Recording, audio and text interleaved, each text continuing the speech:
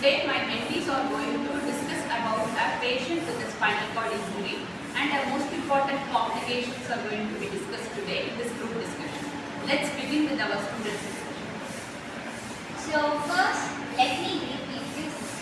A 32-year-old male with T6 spinal cord injury was admitted with rehabilitation unit. Suddenly, he developed a severe headache, sweating above the level of injury. Flushed skin and very high blood pressure was also observed. The nurse also noticed bradycardia and nasal condition.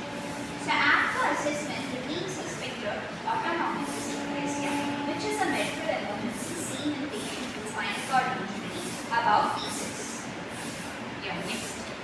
Autonomic dysreflexia is life-threatening condition caused due to overactivation of sympathetic nervous system which occurs in the individual with spinal cord injury above the level of T6. It is compensated by parasympathetic nervous system which leads to bradycardia. If untreated, it leads to stroke, seizure, and death.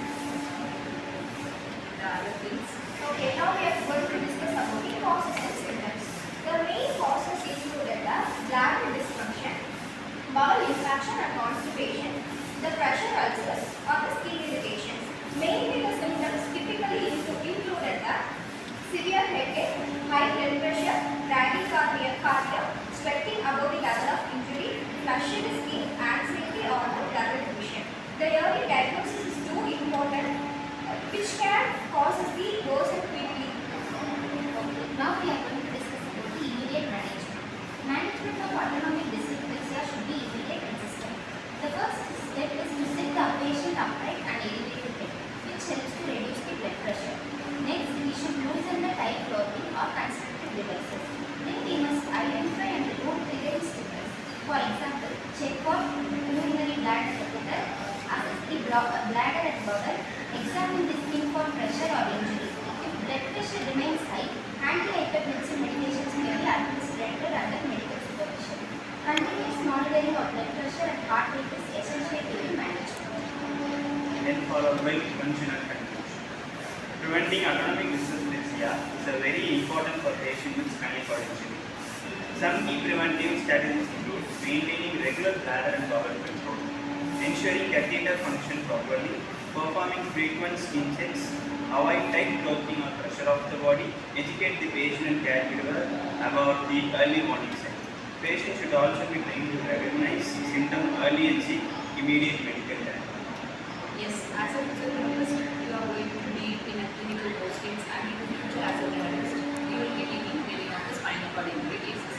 So you should be aware of an important complication of the spinal cord injury, which is autonomic dysreflexia.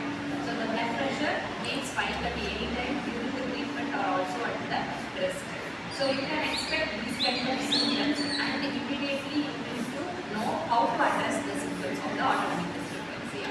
So by discussing this in the group discussion, you will get to know what are the common symptoms you can expect in the autonomic dysreflexia and how it can treat it. And as she mentioned, you can know what are the common medications in the medical field they are prescribing to immediate control of the autonomic dysreflexia. And also in autonomic dysreflexia, the symptoms can lead to seizures also in the severe cases. So that too you need to know, and how to address that also you should be aware of. So autonomic dysreflexia is a serious complication of the spinal cord injury, but it is also a preventable complication of the spinal cord injury. Through proper addressing during the treatment procedures for spinal cord injury cases, you can prevent it. And also in case if you can't prevent it also, with the immediate management of with medications and also with the proper positioning and some other techniques, you can prevent the further arising of the autonomic dysreflexia in spinal cord injury cases. The spinal cord injury case will face more difficulties during their recovery time. One of the most important serious complications that is giving much difficulty for the spinal cord injury case is this autonomic dysreflexia.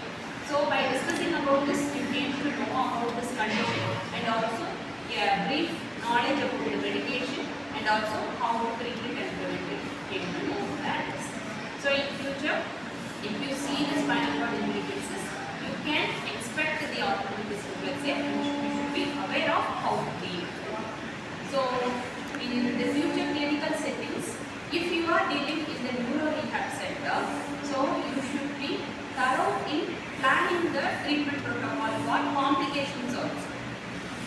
that